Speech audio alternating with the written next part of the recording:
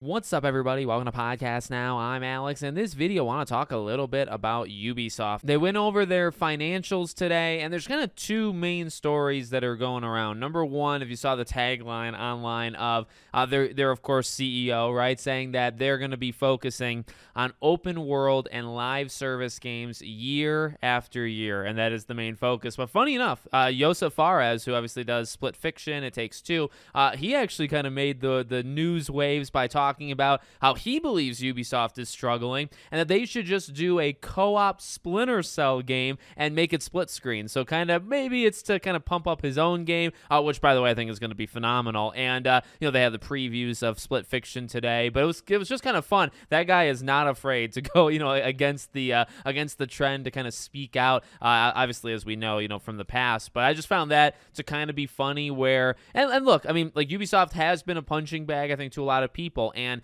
in some ways rightfully so. Maybe I think some people hold it a little too much against them, but it's kind of it's not even like a secret. It's not even like an open secret. It feels like just the industry probably also knows like what Ubisoft is too, right? Yes, he is a more outspoken guy, but you have him out there like not mocking, but like literally being very aware that Ubisoft is in a lot of trouble and that maybe they should shake things up, which is funny actually, okay, because of the two stories, right? So he says co-op Splinter Cell game, that's what they should make, just as something a little bit different, something to kind of shake things up.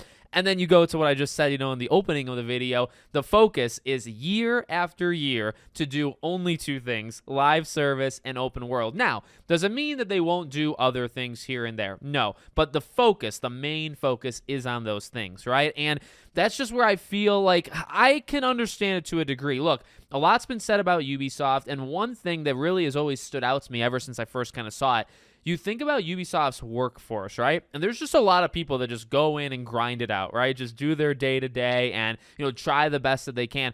But Ubisoft is an enormous company. They have, I believe, double the employee base than like a PlayStation even, okay? They're gigantic, and they really rely on so few things. They do not have that return that you would expect from, I believe, the highest like workforce company in the industry. It is nuts how many tens of thousands of employees Ubisoft has that really just work on a couple things, and again, how reliant they already are. Now, I guess, again, that's another thing that's kind of funny. Open world and live service, it shouldn't be shocking that they rely on just these really big kind of pillars, because this is the company that is planning, 10 Assassin's Creed games over the next 5-6 years. Now, I've done an entire video just on that, and look, if you can get clever enough, if you can get creative enough, can it work? Can 10 Assassin's Creed games in such a short time work?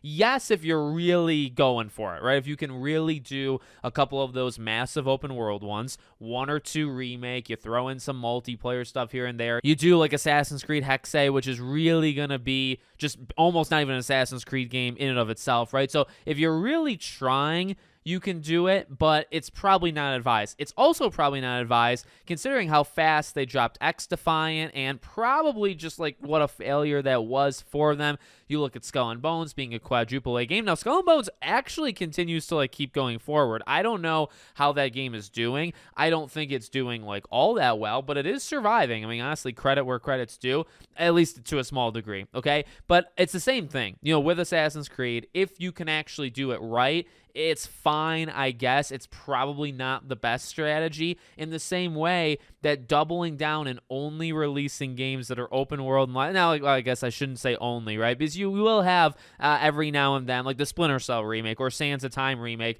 but even that's kind of in a bubble, right? Because those are just remakes. So, and I guess, one thing I will say, to be fair to them, when you do release something different, like Prince of Persia: The Lost Crown, which was one of the better games of 2024, okay? A lot of people said it. I'm just like the next person in line. It really was a very good game and one of the best Prince of Persia games to ever come out. The game doesn't really sell. I think it sold okay, but not what they were looking for. So, I guess, to be fair, what are you supposed to do? And again, also to be fair, you have such a big workforce, and it's like, if your Assassin's Creed games don't do well, if your live service games don't do well, you really don't have anything else that can. You do have other things, but you don't have other things that can actually support what you have built for yourself, which is a company that is honestly probably too big and too reliant on just a few things, right? So I don't know. I mean, like we talk about Ubisoft all the time. Obviously, they're a company that's struggling.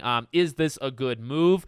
I honestly would say no, but at the same time, to be fair, I do kind of understand it. Like, if Assassin's Creed is the only thing keeping you going, of course you're going to do more Assassin's Creed games. If live service is an easy way in to endless amounts of money coming in like every month, of course you're going to try it. It's not going to succeed every time, but you will try it, right? So it's like, I do get why they would attempt these things, but, you know, when you rely so heavily on these, and by the way, like relying so heavily even on like an open world thing, I do love open world games, but like, you know, if that is your primary focus, you know, the Prince of Persia, the Lost Crowns of the world become less and less and less. And these franchises, like, at one point started. You at one point made them, okay? And if you're just doing these, like, really, really big open world games, these 50, 100-hour things, I mean, there's a lot of problems just there in the first place, right? Too long of development, costs $200-300 million to make some of those games. So, I mean, that's one issue. But also, you know, you're not taking those kind of small chances. How about these games that are a little kind of more wild that maybe can kind of pop off? And if you're not going to even try them,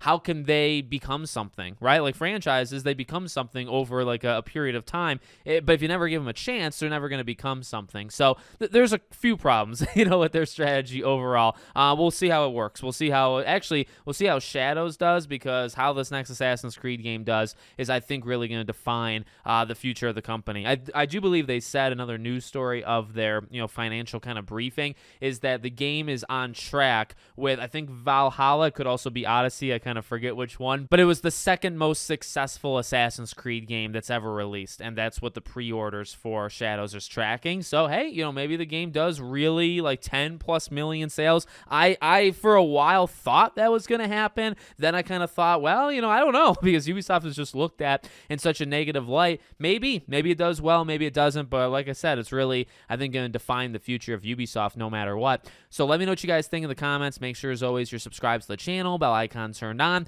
and I hope to see you all on the next one.